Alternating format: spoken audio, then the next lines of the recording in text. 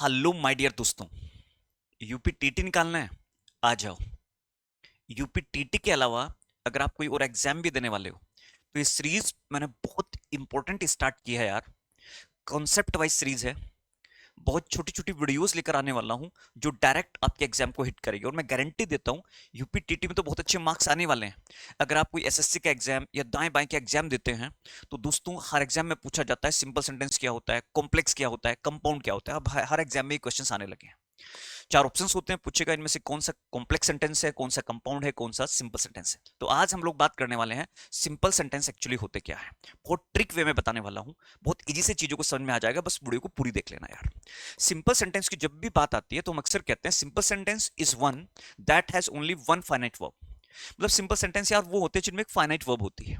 अब finite verb sentence में आपको दिखे या छिपी रहे, मतलब या तो वो अंडरस्टूड हो या वो सेंटेंस में एक्सप्रेस्ड हो, पहले से दी हुई हो। अब जैसे मैंने बोला कि यार सिंपल सेंटेंस वो होते हैं जिनमें ना एक फाइनाइट वर्ब होती है। यार ये फाइनाइट वर्ब क्या होती है? कुछ लोग तो यही टेंशन में आ गए होंगे, सर ये फाइनाइट वर्ब क्या होती है ना। और मैंने बोला है कि वो सेंटेंस जिसमें एक फाइनाइट वर्ब होती है, जिसमें सिर्फ केवल एक फाइनाइट वर्ब होती है। ध्यान दीजिएगा।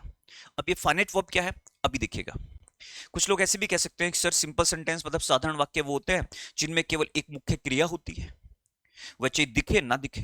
जैसे एग्जांपल के लिए मैंने एक सेंटेंस उठाया, Hrithik Roshan is dancing on the floor. तो यहां ऋतिक रोशन सब्जेक्ट है, इज हेल्पिंग वर्ब है, डांसिंग यहां पर मेन वर्ब है। तो हमें समझ में आ रहा है कि यार इसमें ना एक ही मेन वर्ब है, वो है डांसिंग। तो एक सिंपल सेंटेंस है, एक साधारण वाक्य है। मैं बात कर रहा था कि सिंपल सेंटेंस वो होते हैं, साधारण वाक्य वो होते हैं यार जिसमें ना एक फाइनाइट वर्ब होती है। देखो फाइनाइट वर्ब बहुत इजी से समझ में आ जाएगी, और आज के बाद आप किसी भी सेंटेंस को देखकर पहचान लोगे कि ये सिंपल सेंटेंस है। नेक्स्ट वीडियो कंपाउंड को लेकर बनाऊंगा, उससे नेक्स्ट वीडियो कंपाउंड को लेकर बनाऊंगा, और फिर तीनों में डिफरेंस आपको एक वीडियो और दे दी जाएगी। यार ये फाइनाइट वर्ब क्या होती है? फाइनाइट का मतलब होता है निश्चित। किसी भी सेंटेंस में जो सब्जेक्ट होता है, सब्जेक्ट और टेंस। देखिए हम सब लोग जानते हैं कि इंग्लिश में टेंस तीन तरह के होते हैं, प्रेजेंट, पास्ट और फ्यूचर। किसी भी सेंटेंस में जो वर्ब होती है, अगर वो सेंटेंस के सब्जेक्ट और उस टेंस के अकॉर्डिंग चेंज होती है तो उस वर्ब को हम लोग फाइनाइट वर्ब कहते हैं। फाइनाइट का मतलब भी निश्चित होता है। क्या होता है? निश्चित।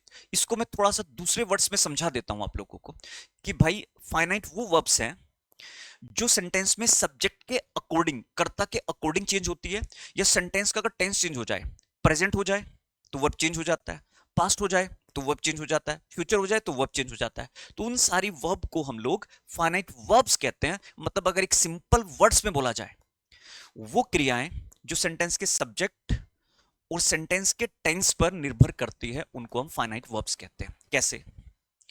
यहां पर देखिए सब्जेक्ट क्या है? कटरीना। और कटरीना सिंगुलर है, हम सब लोग जानते हैं। सिंगुलर है तो दोस्तों हमने पहले वाले में बोला है कटरीना गोज, ये गो में हमने एस लगाया है। लेकिन यहां पर जैसे ही सब्जेक्ट दे हुआ तो ये सब्जेक्ट प्लूरल हो गया, और सब्जेक्ट प्लूरल हो गया तो हमने वर्ब में एस नहीं लगाया। तो देखिए यहां पर गो किसके अकॉर्डिंग मूव हो रहा है? दे के अकॉर्डिंग। यहां पर गोज किसके अकॉर्डिंग है? कटरीना के अकॉर्डिंग। तो देखो दोनों वर्ब में डिफरेंस है, यहां पर गो है, यहां पर गोज है। तो इन दोनों वर्ब को ही मैं फाइनाइट वर्ब बोलने वाला हूं। अगर दोस्तों मेरे पास सेंटेंस पास्ट का हो जाए, हम कहते हैं कटरीना बॉम्बे गई थी, तो हम कहते हैं कटरीना वेंट टू बॉम्बे। तो सेंटेंस का टेंस ही चेंज हो गया ना। अब यहां वेंट ही एक फाइनाइट वर्ब है। तो फाइनाइट वर्ब वो है जब सेंटेंस का टेंस चेंज हो जाए तो वो चेंज हो जाएंगी। सेंटेंस का सब्जेक्ट सिंगुलर हो तो सिंगुलर के अकॉर्डिंग। अक्सर हम कहते हैं आई गो टू, है ना, आई गो टू, है ना, बॉम्बे। तो यहां पर देखिए मैंने आई गो, गो जो मैंने लगाया है यहां पर आई के अकॉर्डिंग मैंने लगाया, लेकिन अगर होता ही तो मैं गोस बोलता। तो आपको समझना पड़ेगा सेंटेंस के सब्जेक्ट को टेंस के अकॉर्डिंग जो भी वर्ब चेंज हो वो सारी फाइनाइट वर्ब्स हैं। तो यहां पर गोस भी फाइनाइट है और गो भी फाइनाइट वर्ब है। थोड़ा सा और देख लेते हैं। सोनिया वेंट। अब पास में सेंटेंस को लेकर जा रहा हूं तो देखो मैंने यहां पर वेंट लगाया, इसी को मैं फाइनाइट वर्ब बोलूंगा। इस सेंटेंस में देखते हैं सोनिया गोस। सोनिया सिंगुलर है तो वर्ब में आपने एस लगाया है। लेकिन दोस्तों जैसे सोनिया एंड कटरीना हुआ, यहां पर दो पर्सन है, तो देखो वर्ब में आपने एस नहीं लगाया। तो यहां पर भी ये सारी फाइनाइट वर्ब है। तो सेंटेंस में जब एक फाइनाइट वर्ब होगी उसको हम सिंपल सेंटेंस कहेंगे। यहां गो भी फाइनाइट है, यहां गोस है, यहां वेंट है। ये बात सबको क्लियर हो गई होगी। थोड़ा सा उसको और एक्सप्लेन मैंने किया है। सिंपल सेंटेंस होते क्या है यार? जिनमें ना एक क्लोज होती है, जिनमें एक क्लोज होती है, ध्यान सुनिएगा, एक ऐसी क्लोज जो अपने आप में इंडिपेंडेंट हो। मतलब एक ऐसी क्लोज जो दूसरी क्लोज पर निर्भर ना करती हो, उसको हम सिंपल सेंटेंस कहते हैं। और क्लोज के लिए अगर जानना है तो मेरी प्रीवियस वीडियो देख लो, पड़ी हुई है पहले से।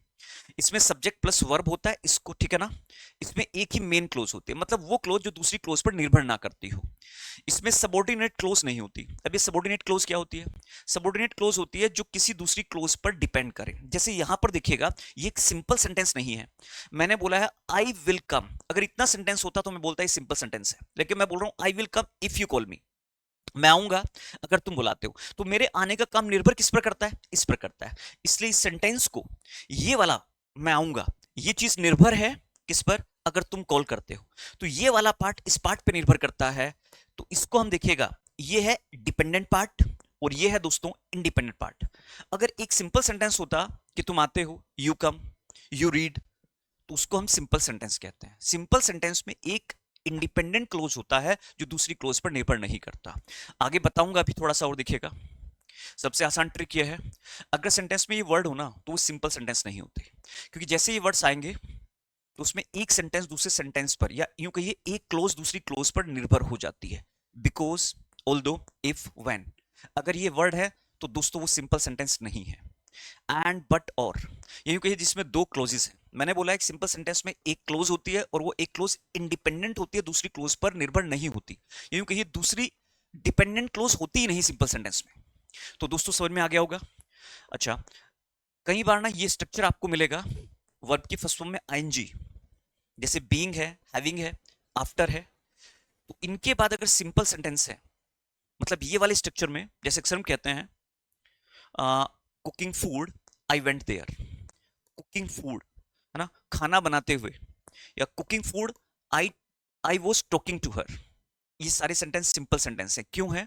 क्योंकि जरा समझिएगा, इनमें कोई भी सेंटेंस दूसरे सेंटेंस पर निर्भर नहीं कर रहा। मैंने बोला teaching maths, I was talking to her, तो ये सारे सेंटेंस सिंपल हैं क्योंकि एक क्लोज दूसरी क्लोज पर डिपेंडेंट नहीं है।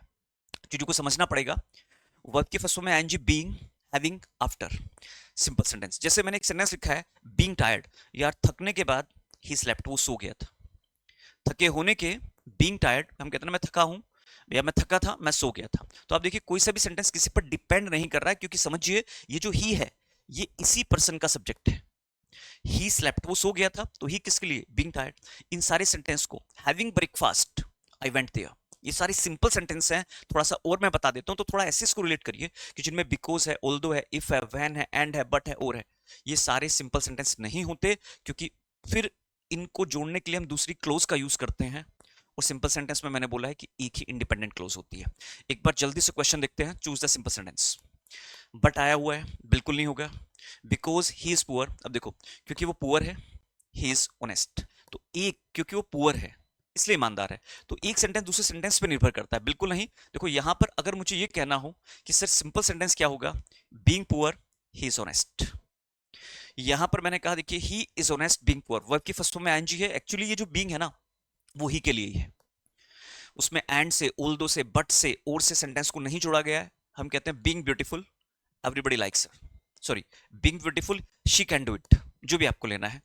तो समझिए ये बीइंग पुअर, ही, यही अपने आप में एक सिंपल सेंटेंस है। आगे बढ़ता हूं, और वैसे भी सिंपल सेंटेंस बहुत सारे हो सकते हैं। I teach maths, I teach Urdu, ठीक है ना, यू रीड इंग्लिश। आगे बढ़ते हैं, आइडेंटिफाई द सिंपल सेंटेंस, इसमें कौन सा सिंपल सेंटेंस है?